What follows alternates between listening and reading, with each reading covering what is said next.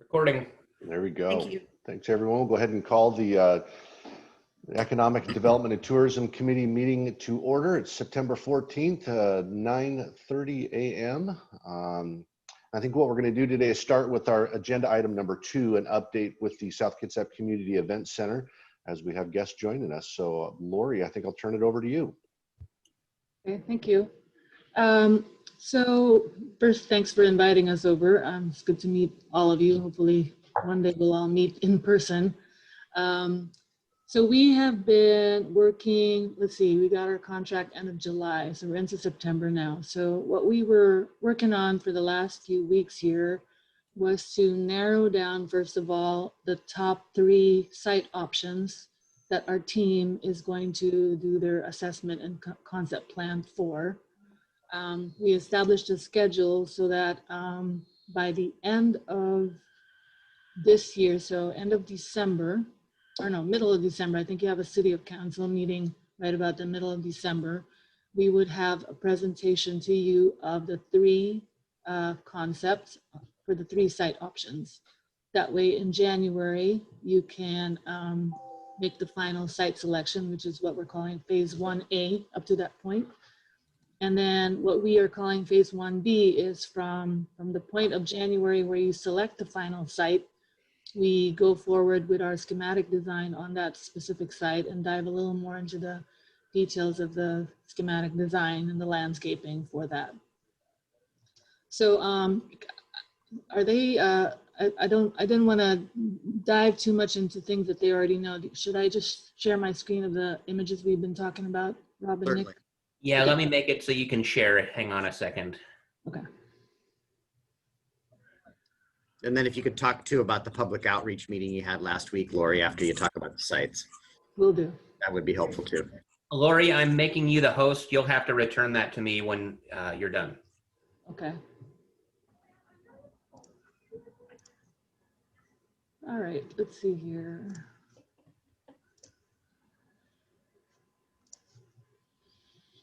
Okay, you guys see my screen? Yes. Okay, so this is our current site map, if you will. When we started out, we were looking at actually 7 different sites. That's why you have these numbers here. Number 1 being where the previous, I think the master plan showed the CEC at this site. Site number 2 is where the Kitsap Bank currently sits. I'm just going to go by numerical here. Number 3 is at the corner of Sydney and Bay Street, which was brought up when we did our interview that we thought it's more centralized in downtown. Number 4 is where the library sits. Number 5 is across the street on Bay Street next to City Hall. Number 6 is where Kitsap Bank currently has a drive-through bank station. And number 7 was being considered just out of proximity to Kitsap Bank. And after reviewing all of those sites, we came up with 3 sort of combo sites, if you will. The first option, which we're calling a 2+6, essentially is having a program that allows the CEC to be in close proximity with Kitsap Bank's planned future headquarters and maybe having a outdoor plaza in between them to have that adjacency. That's the idea with this first site option.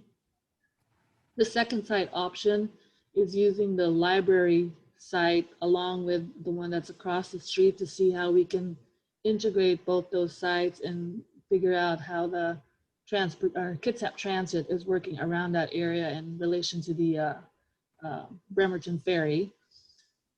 The third site option is this one across the street, just because it allows a different view. It's away from the shoreline. And essentially 3 sites that we've come up with gives you 3 very different characteristics with those sites that we feel like it will give you the best scenario of evaluating which situation will be best for your CEC. One being right along the shoreline, one being very close to transit, and one being across the street and allowing maybe the sites near the shoreline more for open parks. So these are the three that the team is moving forward with for evaluation. So we've started talking about building programming. We've had some initial discussions with our hospitality group, KRL. We actually have a meeting with KRL today to talk about potential programming for their portion of the building. And then we'll talk through that with the steering committee at the end of this week. And then, of course, part of the building programming exercise is the public outreach. So last week we had, let's see here. So we have this updated schedule specifically for phase 1A, which phase 1A takes us, like I said, to January, where you would select your final site. Right in the middle here, let me see if I can show you the dates.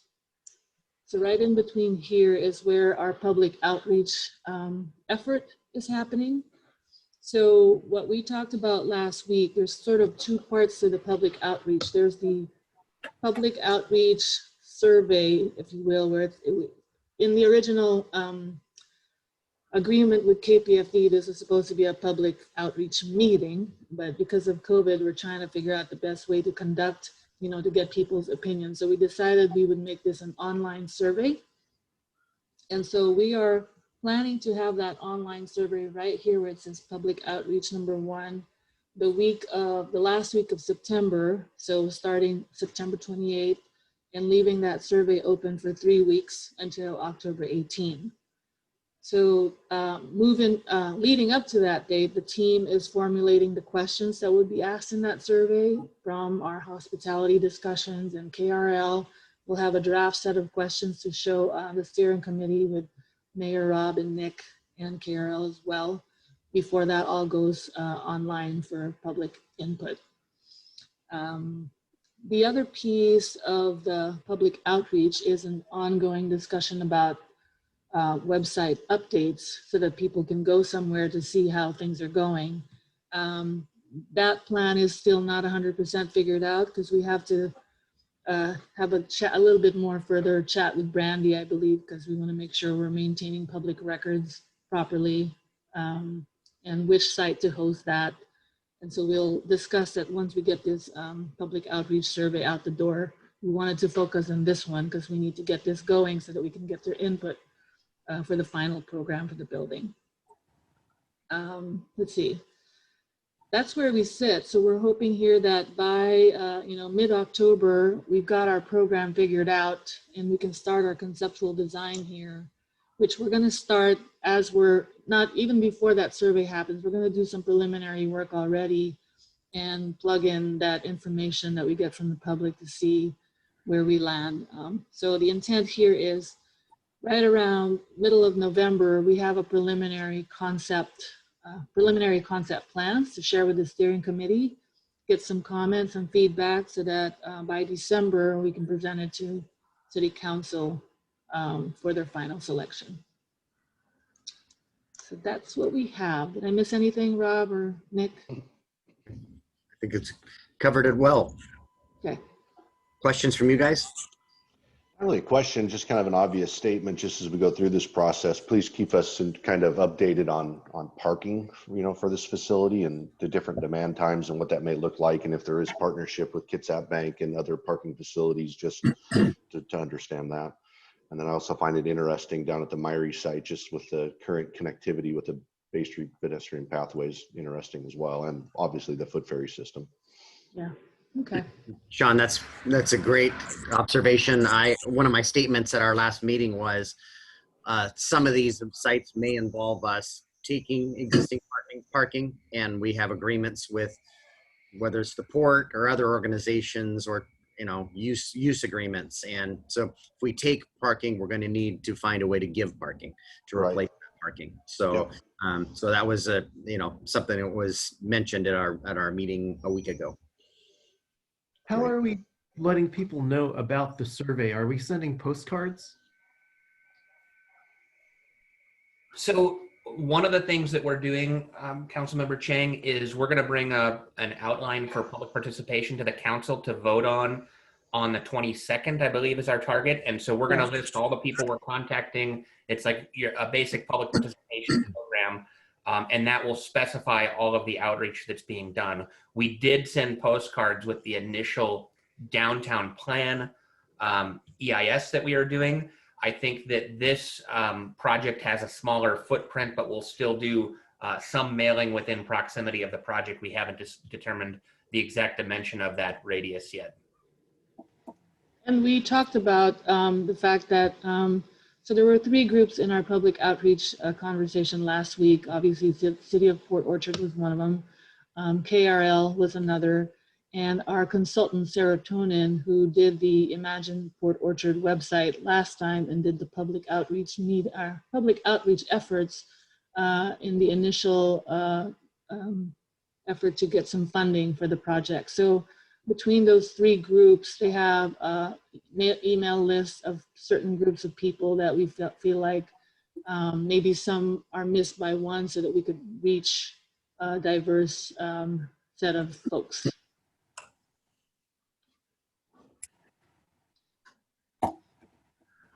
Anything else for me? For me, other questions? Beck, you have any observations or questions? Well, I have a couple observations, and I appreciate Sean's comment about parking, but the spaces we're looking at right now, except for Kitsap Bank's parking, which is their parking lot, it's not public parking. I don't see that we're really taking away parking. The parking question is, how are we going to park the people that are going to use the event center? In response, or in conjunction with Fred's question, that this is a public facility, and we really have to get all of our public to respond to that survey. And what is going to be our expectation of number of responses in order to consider it valid? You know, and we've done this so many times, and sometimes our responses are what I would consider moderate, not robust. And I would really like to see a robust response to this survey. Good comments. I will say on the parking front there, while the blue line doesn't capture it, the parking in front of the port's office is DNR leased land. And we're also doing a sewer lift station, the Marina Pump Station rebuild, probably around the same time frame. So there could be plaza, or so that line might need to be expanded, Lori, actually, to capture that. So that's where the parking discussion came into discussion a week ago in our meeting. And Councilmember Ashby, concerning how many people we're trying to reach, we did talk about this with Serotonin and Brandy last week, as we're trying to figure out how to set up this project website. And we're going to take a little different approach, and I think what will be a more thorough approach to public outreach than in like our parks plan or other documents. Currently, you know, our parks plan, we're I think a little under 100 responses, and that's despite offering gift certificates, trying to get people to participate.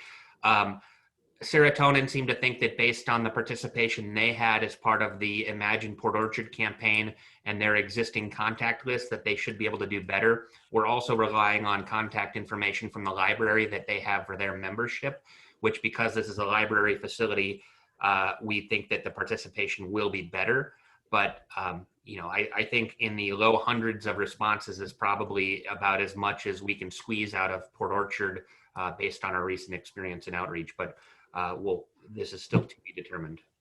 I know that a lot of the responses to the Imagine Port Orchard were out of not necessarily Port Orchard residents. So my question is, we are soliciting from the entire community of South Kitsap and not just Port Orchard.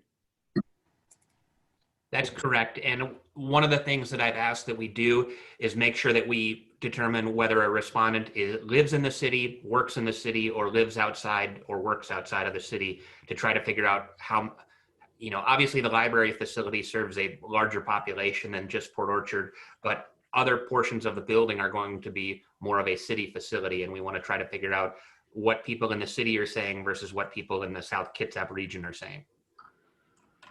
Nick, will you be using databases like from some of our civic organizations, chambers of commerce, or optimists, you know, things of the Rotary clubs, et cetera? Yes, and one of the things we're trying to do is we are trying to make a complete list of all the organizations we need to be reaching out to, and so I think all of those community organizations, whether it's Rotaries or Optimist, all of those organizations need to be on the list, and we need to have contact information for them. So, as Lori is putting together a plan this week, any specific groups that you would like included, or organizations that you know of, if you want to email Carrie or I and let us know, just to make sure that they get on the list, we're happy to include them. And then it'd be great if they could push that survey out to their membership or their associates. Absolutely. Or potentially our outreach firm too could get presentation to those. I mean, Rotary Clubs are meeting now again. They're just not meeting in the banquet room at Puerto Vallarta. They're meeting on Zoom. And Seroptimus probably the same way.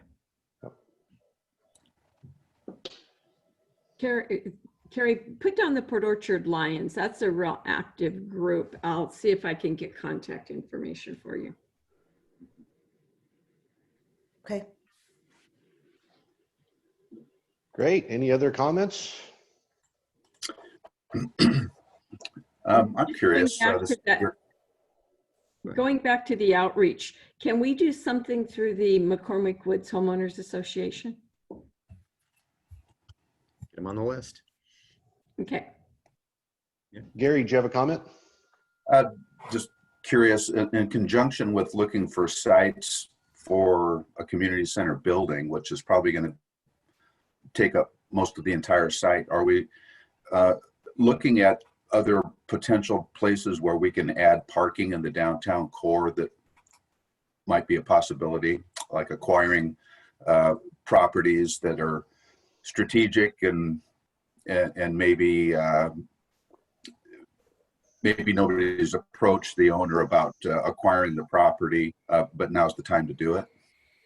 Well, really, this is for this project to get off the ground, it's a three-legged stool. And it's the bank headquarters, it's the community center, and it's the multifamily development. And for us to get the $12 million that have been committed to us, all three aspects of this have to get off the ground. And the parking component is for the master plan is associated with Site 5. So Site 5, if the community center is located there, it's likely not on the ground floor. It's located on top of the parking structure. So the parking for the master plan is envisioned, it has been envisioned on Site 5. And if we don't solve parking with the residential, with the bank headquarters, the community center doesn't get off the ground either. Okay. Great. Okay. Being no other questions, Lori, thank you so much for joining us this morning. Sure, thanks for having me. Let's see, Nick, what do I need to do to send back to you? Hover over my picture, and where the three dots are, it'll drop down and make me host. Make host, okay. Yes, all right, okay. Thanks, Thank Lori. you, folks. See you Thank later. you. Bye. You. Perfect. Okay, we'll head to agenda item number 1. This has been a standing just kind of discussion as we kind of navigate through the COVID times, just to kind of this committee to hear from just kind of the larger business community to see, what they're faced with, if there's additional impacts, if there's additional concerns, if there's anything we can do, this committee, or ultimately take to the city council to continue to support, much like what we've done with the CARES Act grants. PPP things, interfacing with our business community. So I see that Matt's not with us today. Does anyone else have any kind of new information that they're hearing on the streets about kind of the state of business in Port Orchard? I can give you a CARES update, Sean. Great. So we have got all the phase 1, the dozen checks are in everybody's hand. Phase 2, we have signed contracts. It's about that many more applications. They're not all $5,000 because not everybody's rent's $5,000. So we've funded over 20 grants, nearly $100,000. And I would hope that for next week, for sure 2 weeks out, those checks will be part of our payable system. And so it'll be either the beginning of next week or the beginning of the following week, we'll be issuing the next wave of checks. As Councilmember Chang asked for at our last council meeting, I've reached out to KEDA, and as of Wednesday, our application for phase 3 is going live, and we'll close that next Friday. So please reach out to those businesses that you know haven't applied. You know, there are no minimums.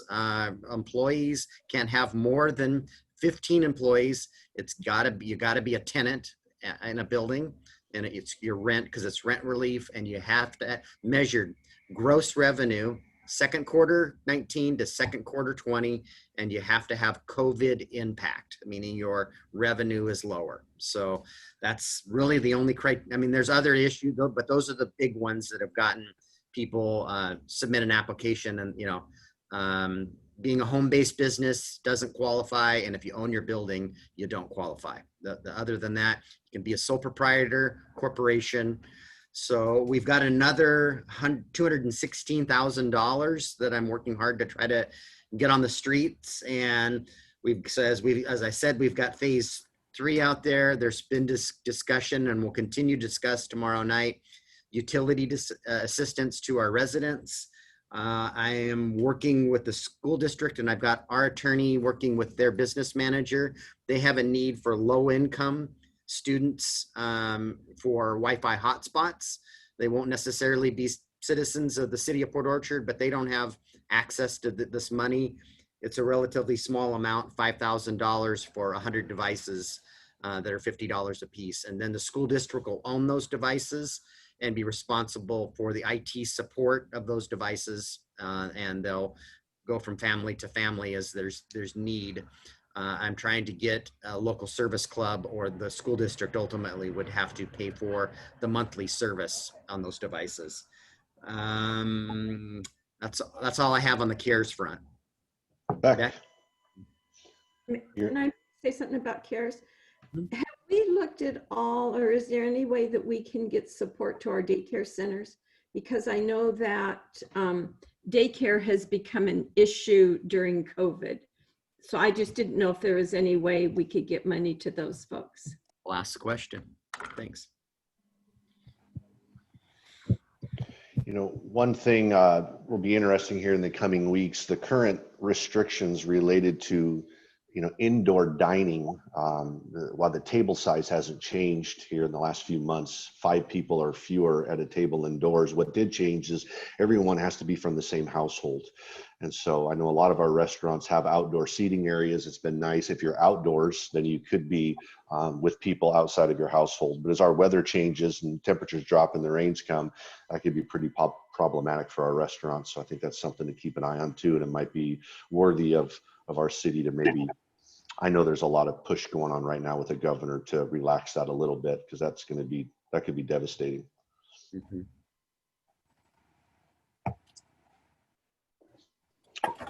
Hearing anything else out there from the community and all of our travels? If not, this would be a great segue to our third discussion item. And just to start talking about, and this is a agenda item that Beck brought up, just talking about what the future of retail may look like, right? As we're starting to look at some of the new centers that we're looking to design, just to make sure that whatever we're putting in those designs actually kind of fits the need of future retail, right? That we just don't, I think, pigeonhole us or pigeonhole the developers. Beck, did you want to expand upon what and why your concerns are? No, I tried to do a little bit of research myself, you know, just Googled the retail environment, and all the information I could find was pre-COVID. And they talked a lot about convenience. But you mentioned exactly what my concerns were, is we are doing sub-area plans. And we looked at the Ruby Creek one last week, which I thought was exceptionally done. But it brought to my mind, what do we think the future is like, and how do we design these plans so that the market can actually develop whatever is needed? And so anyway, I didn't know whether it was a discussion for economic development, but that was our next committee meeting, or if it was a discussion for the finance committee. But I really think we need to have some background information on what we anticipate the retail will be going Right. forward. I know our big box stores have been critical to us during this COVID and the sales tax they've generated, because we've lost revenue in other areas. Gary, are you seeing any reports out there from a commercial real estate standpoint that, might have a little bit of a glimpse into the future? Oh, I think Gary's frozen. we might have lost Gary here. So I have an answer to Beck's earlier question though, too. I reached out to Charlie, and the daycare centers would qualify for our small business grants. So if we know of a daycare out there that wants this, now some of your daycare centers though are home-based. And so do we want to lift that requirement? I'll talk to Kita. We have a contract with them that says, here's our criteria. We might need to modify that criteria for daycare centers, that we would allow a home-based business that is a daycare center to receive funds. So quick question on that. I meant to ask that earlier, Beck, on your comment about daycare centers. Wouldn't daycare centers right now be busier than they've ever been before? So as far as that business, I think what's hugely problematic is for families that now that their kids are not in school and how they afford daycare, right? So I'm just curious on Right. your comment There's a lot of aspects to the daycare issue. One is, I think, families not necessarily wanting to put their children into a daycare with to expand their bubble that much. Mhm. And I think some of it is just trying to be able to afford it, because I believe some of our service industry folks are not making necessarily as much money as they were before. Right. And just the daycares, we need them to remain open. Yep. Yeah. I had no idea what it was going to look like. I was just Right. trying to think who we could give money to. Yep. Perfect. So Charlie's Okay. response was, we can give them the rent relief, but that may not be the issue that they have. So that's, so We can we dig give them deeper into it. It's got to fit in the parameters of the CARES box, unfortunately. Yep. So Okay, Beck, we got Gary Yeah, back. Yeah, it just all of a sudden signed off, and I had to go Oh, back good. through and start over again to get back in. And everything was kind of quiet for a little bit, then it signed off. So I don't know what I missed. So Gary, I just had asked you the question. We're on agenda item number 3, and just kind of what the future of retail is going to look like as we start, going down the road of planning for local centers, and trying to plan for retail, just to make sure that we have our eyes and ears to the development world, and especially from a retail perspective, that our designs are actually, something that could come to fruition, and we're not doing things that, it's a changing world. So I think I had a question for you, is in your professional commercial real estate world, are you seeing any sort of signs on maybe some of the changes that may be coming to the future of retail? Well, there still is not a noticeable appetite for any new retail other than maybe fast food. But having said that, the expansion of the residential side of it is what drives the retail side of it.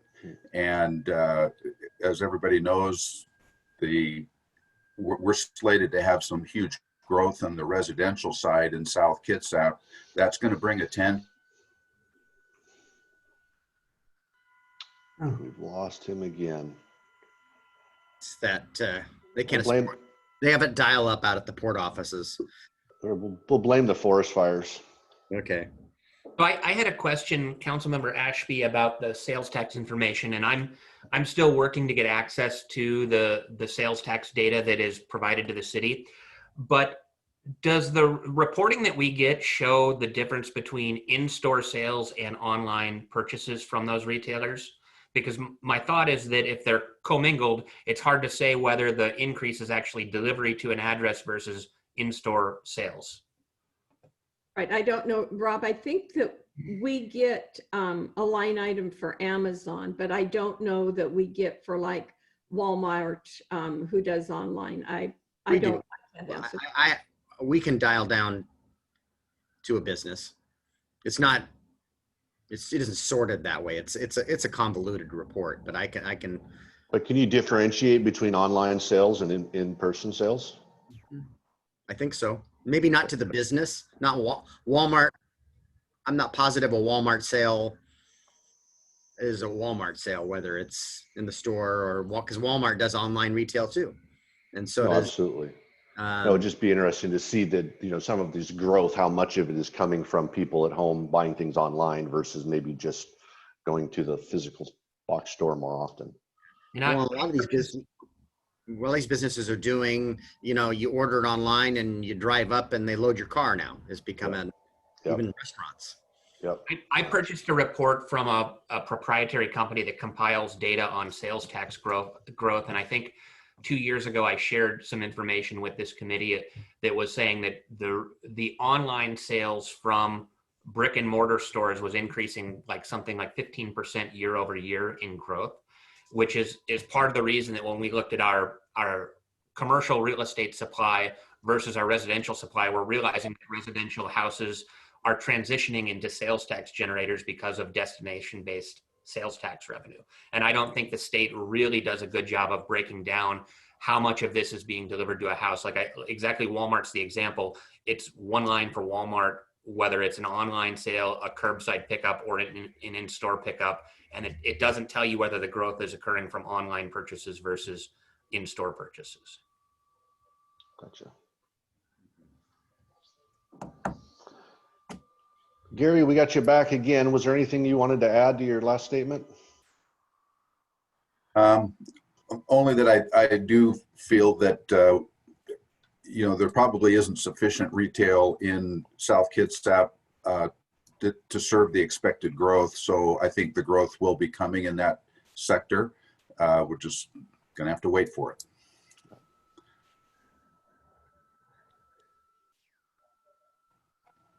Any other comments? I would just ask that we all just pay attention and, you know, it's not going to be overnight that we see this, but as we have signs, let's be sure to share that with everyone and just, you know, keep in mind what the future of retail may look like as that and try to have that inform our future planning discussions. And Sean, if I may, I mean, as I've spoke to earlier, we really saw the impacts of shopping local and what that has meant to our local economy, and to continue to harp on that and keep your dollars low. I mean, it really does make a difference. Yep. No, I agree. And I think Gary's spot on, right? If you look at the Ruby Center, for example, with all of that retail, a lot of it will be, you know, very walkable. Then I think that population base will create new demand for certain types of retail, and hopefully the market will figure that out. Takes rooftops. Right. The Yeah. other thing is, the other place that I see in this city that we could put larger retail, something with an anchor store, because most of the retail I see has an anchor store. It doesn't have to be huge, but some sort of anchor store involved. But we have Bethel. But I can't think of any place else unless it's the South Kitsap Mall area, where we could put any significant amount of commercial. I think you're spot on.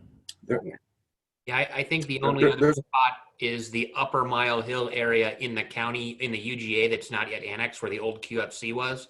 I think Right. there's some redevelopment potential there as well. But yeah, you're probably right that it's Bethel or Mile Hill pretty exclusively. Yeah. Yeah. So then we have to make sure that we have transit going to those places too, if we're wanting people out of their cars. Yeah. Yeah. And again, you know, with all of the growth being on the west side of the city, I don't know that, you know, will someone drive all the way to that side of Mile Hill, right? It's too convenient for them to jump on the freeway and end up in Gig Harbor or Silverdale. So it would be great if we could see some of that retail be on the west side. Is there plans in the McCormick Wood area for commercial at all? Yes, Well, there is. actually, yeah, I just spoke to McCormick last week, and they were talking about some concepts for the McCormick commercial area, and they were wanting to know about whether we would accept a Woonerf Street, which is a combined pedestrian vehicle street, and trying to create a walkable shopping area.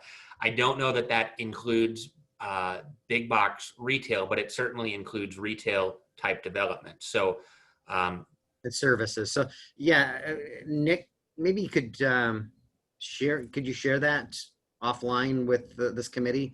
I think it's relevant to the Economic Development Committee, maybe the Wolfner, there was some, a white paper that was written on them, and then primarily in Europe in residential areas, but in the United States it's in commercial areas, and it's a kind of a meandering street with courtyards, and it's more pedestrian centric. There's two examples here in Washington. One's on Ballard and one's in Kirkland. Is that correct, Nick? and I actually saw the Kirkland example on Friday. If you want me to zoom into it, I can show you real quickly what it looks like. Please. So the Kirkland retrofitted a portion of their downtown with this Woonerf concept that you can see here. Is the characteristics of it are that it's the road and the sidewalk are typically at the same grade. It's typically one way, and what they do is by meandering the road, they're creating these nodes where people can sit outside on the sidewalk. And so what McCormick was talking about is wanting to have a commercial area where vehicles could come through, but it was more of a pedestrian type street environment. And so this is the concept that they would like to pursue, and they wanted to know whether we were open to that as they start kind of putting together a master plan for the McCormick Urban Village. Yep. But yeah, it's I like the pretty concept. successful in Kirkland, and I think we should probably be looking at this for some of the side streets in our downtown as we work on our redevelopment plans to really make things more pedestrian friendly and provide outdoor space for outdoor seating and really activate the public sphere. I can see that working good. I actually spoke with Eric Campbell here last week, and as the growth in McCormick continues to grow, and obviously it's currently a golf cart zone, and I know that's picking up popularity. It would be pretty interesting if we could get golf carts across Old Clifton Road, because that type of Woonerf would be kind of neat for golf carts as well. And he actually kind of raised his eyebrows a little bit, because that would be a unique differentiator to be able to jump in your cart and go to dinner or go shopping. Yeah, that would be amazing. That's Arizona living. That's how they live where my dad lives. Exactly right. I was going to share another example. I think they did this. Oops, they put me in the tunnel here. They put in a Woonerf in Belltown as well on one of these streets. I believe it is. Yeah, this was the concept that they did on Bell Street in Seattle, where I think they even operate a farmer's market on the street and close the road on the weekends. But it was a nice way to integrate stormwater and pedestrian space on an existing street. Plazas and more greenery. Yep. Yeah, and I think more, I think the future will include more covered outdoor areas too, right? Like larger expanded heated patios where people can be outdoors more often. Even, I see that being a part of the future. Right. And Nick, I like that mixed use development there, which we haven't seen here, but we see retail on the ground floor and residential on like the top, maybe 3-4 stories. I think that's what Ruby Creek is like. And I wonder if we had that concept on Bethel, if that would have taken off. I think it's hard to do on Bethel because you don't have any street grid other than Bethel itself and a couple of main side streets. If you actually had a grid pattern that pre-existed, you could take one or two of those streets and make this work. But I think on Sydney, on Harrison, on Frederick in downtown Port Orchard, and potentially if you create kind of a new pedestrian way between the existing, like the Port Orchard Market and the parking area, if there are new buildings along the waterfront and there's a Woonerf between between new buildings and the old buildings, I think you could see this working in a couple of areas of our downtown. Bethel's really car centric because we need to move cars north and south. That's really our only corridor to do that.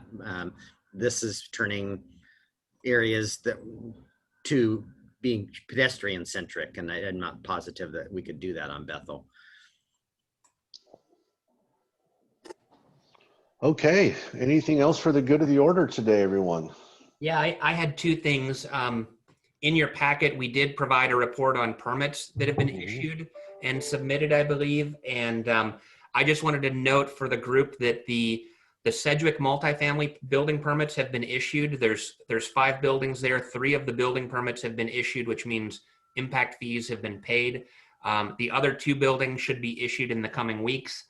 Also, the Rush multifamily at Sydney and Sedgwick, they applied for their 3 building permits for their 3 building apartment buildings.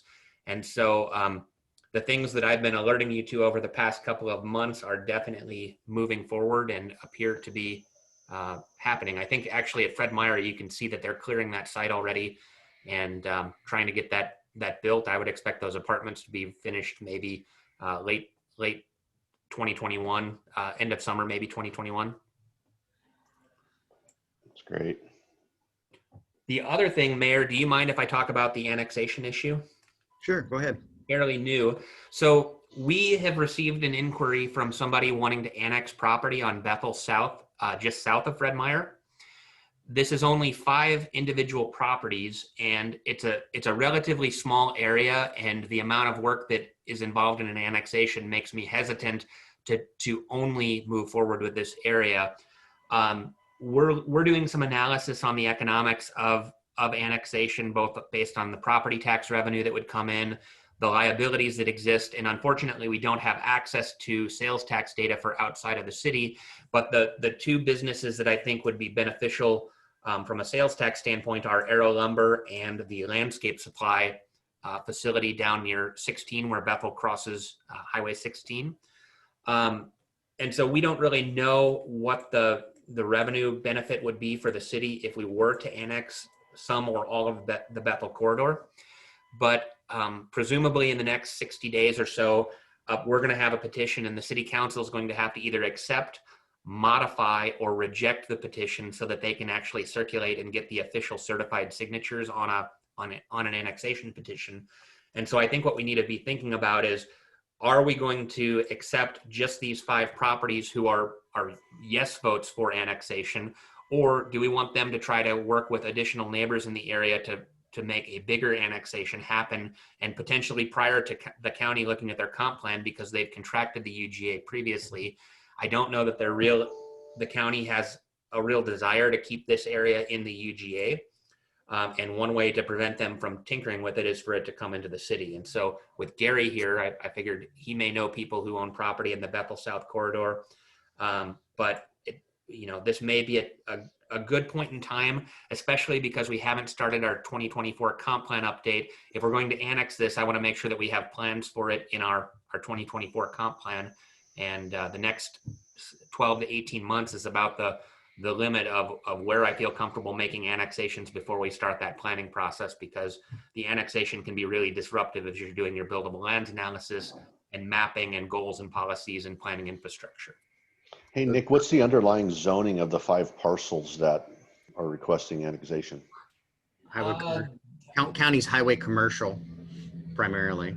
Yeah, we have designations in our comp plan, I believe, for those properties, and I think they are commercial. We would have to choose which zone they got when they came into the city. Currently, they're all houses.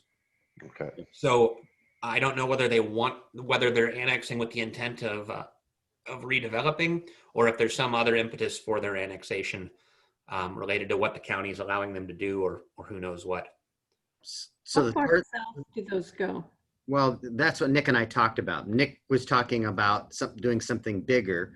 The 5 parcels he's discussing are on the westerly side, starting at about Fred Meyer, and getting us down to about Aero Lumber. And my idea, my response to Nick was, we need to make this logical boundaries. If we're gonna step to the south, we need to do east and west, so that we're bringing the whole road in and don't have, it doesn't get bastardized and chopped up. It may be bigger than we're ready to serve, or that community's, whether or not that whole community's ready to come in yet to take it all the way to the end of the UGA, which is Jake's Towing service. So I think it needs to be logical boundaries, and I'd be more,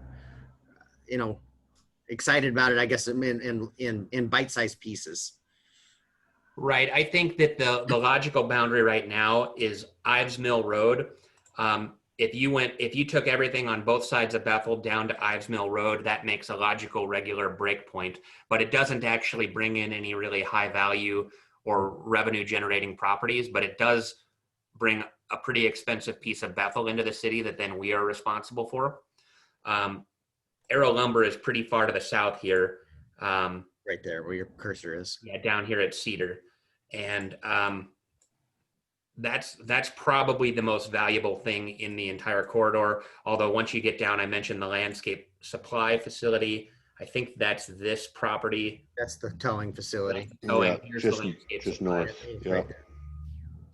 So anyway, I think, since I think Gary is still on the meeting here, but I think getting a conversation going about annexation with any property owners that anyone knows in this area, may be a worthwhile endeavor at this point in time. We also have a couple of things that the county is reviewing. We've got, they're trying to put in a campground facility out here that would be for, it looks to me like it's an RV park for permanent residency, but they're calling it a campground for temporary residency. And so we've been commenting on that proposal from the county, but the county keeps approving things that really are not what we're hoping to see long-term in terms of storage units and other sort of low benefit types of uses that don't really add value to the city. They're high value for the owners of the storage facility, obviously, but I think there's a storage unit project that's permitted on this site here, just next to the landscape supply now. I can give you a little background on some efforts to keep the area south of Bethel Road in the UGA, and some efforts also to extend sewer, and the response from the property owners, if that's of value to you. Sure. Well, the last time that the county went through their comprehensive plan change, they took the area south of Bethel, south of Sedgwick, out of the UGA. And it didn't make logical sense to me because it does have predominantly a commercial feel to it with residential spaced in between it. So we argued and got it back in the urban growth area. And I agree with you that if something isn't done to give an indication that the city wants it retained in the UGA, that the county may make an effort to do that again the next time around. So I think it might be valuable to consider annexing a portion of it as long as it makes logical sense. Now, the last time we first tried to form a ULID to extend sewer line down Bethel Road, we got pushback from a number of residential people who were not for it, principally because the ULID required them to pay for their share in taxes. And if you can avoid that being a part of the discussion, and also look at parcels that would logically be inclined to bring the sewer line down at their cost and not affect the property owners on the way, then I think you would get more support for an annexation. But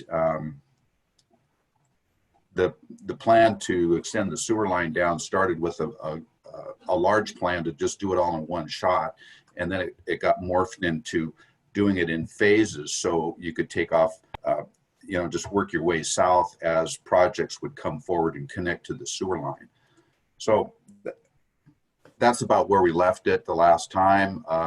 There didn't seem to be enough appetite for property owners to jump in on a ULID, but I'm not certain that they would object to an annexation.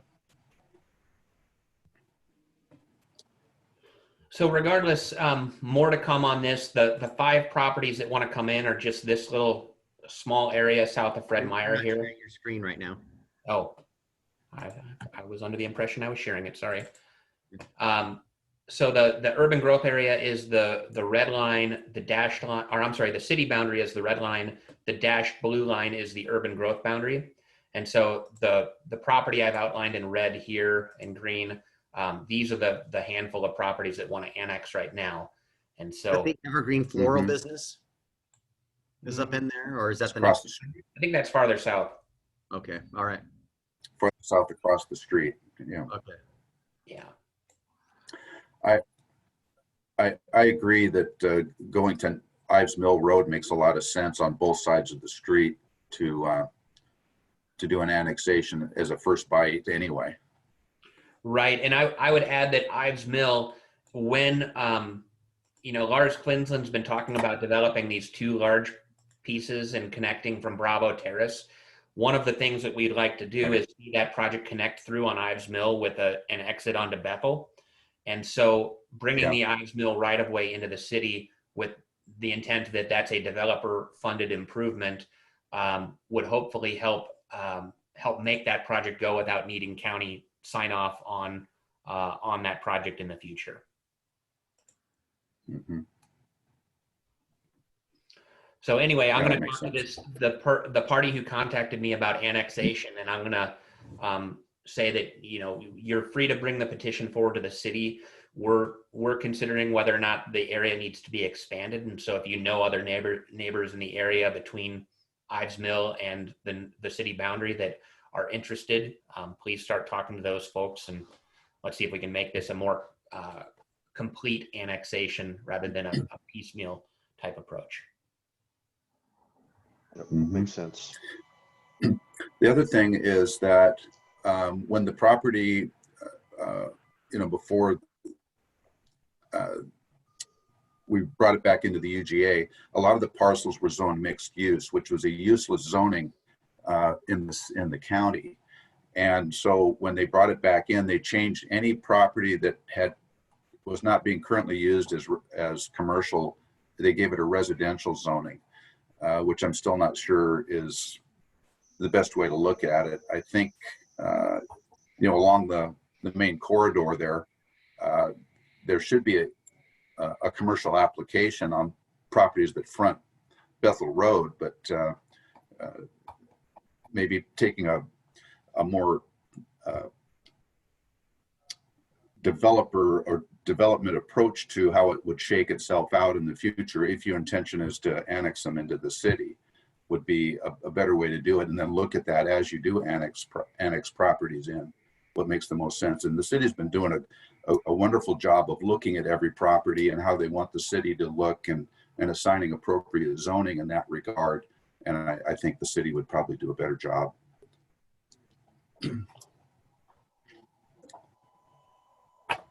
So anyway, more to come on this. That's just the late breaking news before our committee meeting here. Thanks for that. Appreciate it. Any other go backs? Well, if seeing none, we will go ahead and adjourn today's meeting. Thank you all for your time. And I would assume we'll get back on our normal schedule the first Monday of the month now that we don't have a holiday issue. Is that right? No, we traditionally. Second Monday. Yeah. Yeah. Second Already. Monday of the month. So that would be, we can go ahead and publish that. Grab my calendar real quick. Like October 12th. This was the regular meeting date. Was Second- it? Yeah, second Monday. No, is this, yeah, you're right. You're absolutely right. Okay. Well, So it just really late. Yeah, it would be the 12th, October 12th. Is that a holiday? no. No. Columbus Day? No, no. Yeah. No. Okay. Where is Columbus Day? I don't see it on my calendar. We don't, That's we don't, not a holiday. because we don't observe it. The banks do. I remember I it from, know we bankers don't like to work on any day, so but then we have to work the day after Thanksgiving, so. that's right, that's right. Go. Okay, everyone. I look forward to reconvening on the 12th of October. Thank you all and have a fantastic week. Thank you. Let's pray Thanks, for John. some rain. Puts these fires out. Yes.